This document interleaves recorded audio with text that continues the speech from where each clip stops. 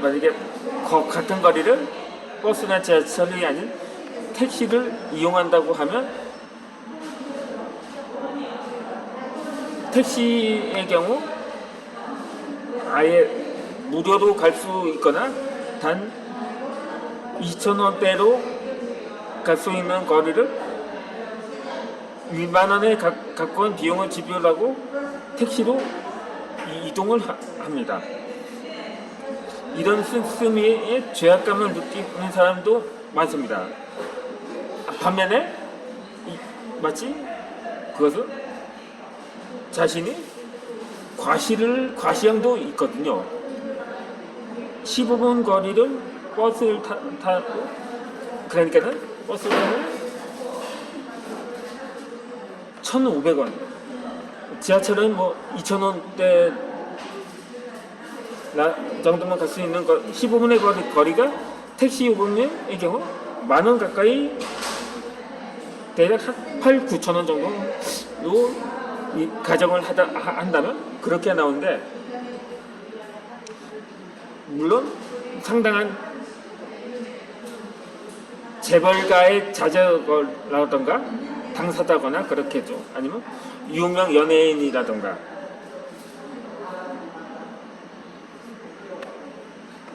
또는 구독자 100만 유튜브라던가 그런 사람들은 다들 누구와 함께 이것을 과시욕이라고 하는데 아마 충분히 그럴 수도 있을 것입니다. 반면에 아니 쪽팔린다고도 판단을 하는 사람도 있을 겁니다. 물론 대통령이 시내 버스를 타고 다닌다면 좀 팔리기도 하겠죠. 하지만 국민들은 아마 존경할 것입니다. 예전에 대만의 전직 총통 마인주 총통의 영부인이 버스로 출퇴근을 한다고 해서 화제가 된 적이 있었는데, 버스로 대통령은 아니면 그 가족들이 만약에 대통령 버스를 이용한다면 그게 쫄 필요가 없는 거죠. 오히려 당당하게끔 오히려 더 많은 국민들과 소통을 하는 장소로 이용될 수가 있다는 거죠. 오케이? 반면에 이럴 바에는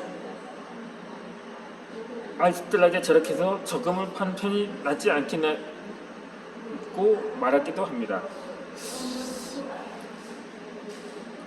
이런 지출 방식이 정말로 사칠까 생각이 되기도 할 때가 있습니다. 도로 상황에 따라 다르겠지만 택시를 이용하면 부천역에서 여월동 단지까지는 대략 15분 정도 소요가 됩니다.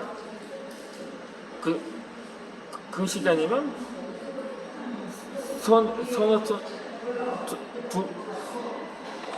통역 메일 작성할 수 있으면서 뉴스 확인도 가능합니다. 또는 짧은 시간이지만 가볍게 눈을 감고 휴식을 취하는 등에 유익하게 활용할 수가 있을 것입니다. 즉 택시를 이용하면 10분의 개인 시간이 생긴다는 거죠. 더욱이 택시를 사용하면 나만의 공간을 얻을 수 있습니다. 다음 미팅에 사용할 자료를 검토하거나 업무에 관련된 전화를 거는 등에 혼자 이용하며 편히 앉아갈 수 있는 택시 안에서 다양한 일을 할 수 있지만 지하철 안에는 할 수가 없기 때문이죠. 물론 아직 지하철이 생기지는 않았지만 버스를 타도 마찬가지인 거고요. 물론 이쯤 되면 눈치를 챘을 것입니다. 택시 이용을 사치스러운 지출이라고 생각하는 사람이 많지만 사용 방법 자체는 시간과 공간을 사는 것과 동등하며 지불한 금액 이상의 이익이 되더라 옵니다. 얼마 전에 제 조카들이 이사를 했거든요. 제 동네에 살았었는데 동탄으로 이사를 했거든요. 그러다 보니 곧 있으면 추석 연들가 오고 해서 한 번쯤 제 아우가 먼저 결혼을 했기 때문에 제 조카들이 두 명이 있습니다. 그때 방학과 동시에 이사를 해서 그런데 저희 부모님 하려고 셋이 찾아가려고 하는데 근데 택시를 타면 여기 버스로 또 15분 거리인데 택시로 거의 10,000원 가까이 나온다니까 동탄까지 가면 혹시 이거 10만 원이 넘게 나오지 않을까 생각이 되기도 합니다. 그렇지만 그렇다고 저희 부모님이 근데 지하철역이랑 가까우면 모를까 이에 대해서는 충분히 생각해봐야 하지 않을까 하는 상황이더라고요. 제게도 수익이 나온다면 구독자 1,000명을 넘어서 아직 그게 언제일지는 모르지만 미십니다.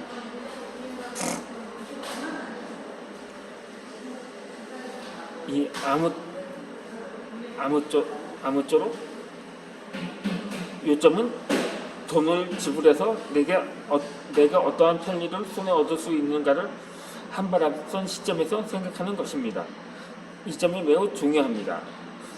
고속철도에서 1등석을, 비행기에서 비즈니스 클래스를 선택하는 것과 같은 거죠. 낭비와 허비라는 말에 위축되어서는 아니 됩니다. 일정 금액을 지불하면서 쾌적한 환경을 얻고 스트레스 없이 일을 처리할 수 있다면 그 비용이 대비해 가치 효과는 결코 작지가 않을 테니까요.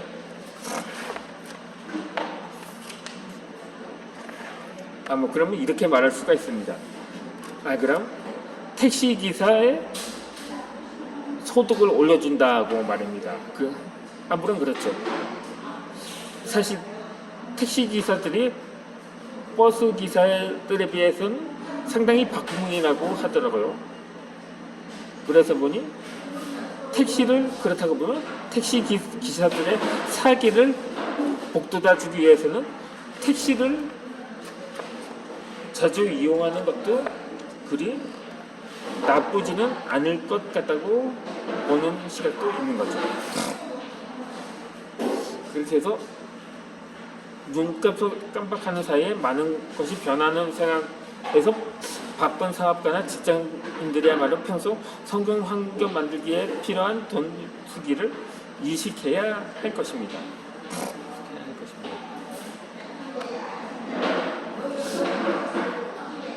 살아있는 돈을 사용하는 방법으로 내가 중요하게 여기는 것은 기부와 봉사활동입니다. 꿈을 이루고 성공해서 어느 정도 부를 축적했다면 이번에는 이것을 어떻게 사회에 공헌할 것인가가 중요하다는 거죠. 그러니까 택시를 이용하는 것도 어떻게 보면 기부를 하는 것으로 봐야 할 것입니다. 나는 부도한 사람이라든가 공경에 빠진 사람을 위해 공헌하는 것이 운을 끌어당긴다고 믿습니다.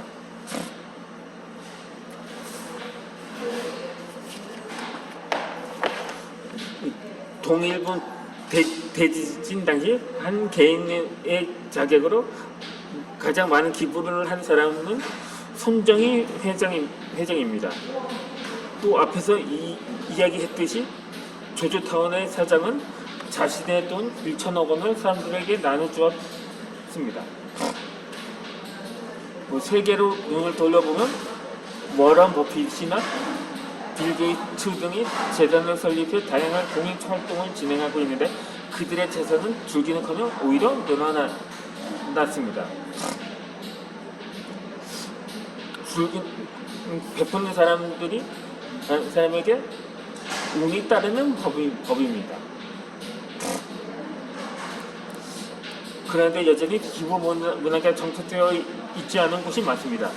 대부분 성공한 사람들이 사회공헌에 대한 의식이 희미해서 그런 경우인 거죠.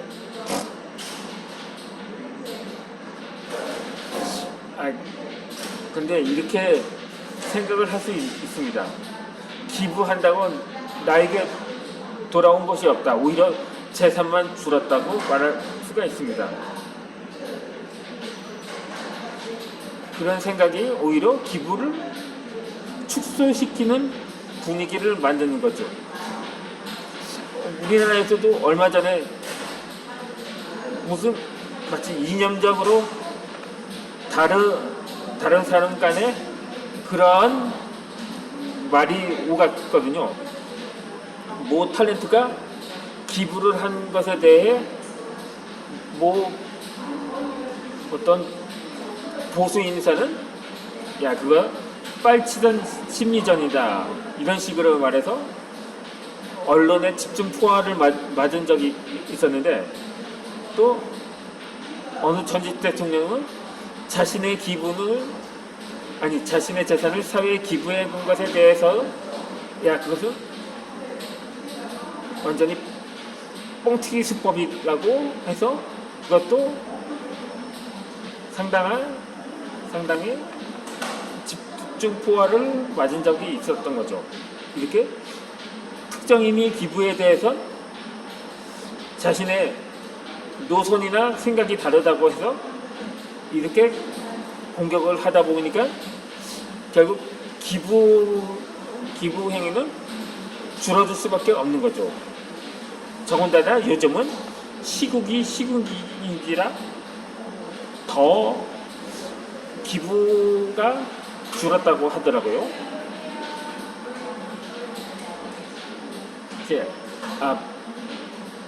물건이 코로나에 오염됐다는 하면서 그렇게 말하는 사람도 더러 있다고 하더라고요. 이러한 빗나간 생각으로 인해서 어쩌면 기부 문화는 정착되지 못하는 것이라고 볼 수가 있는 거죠.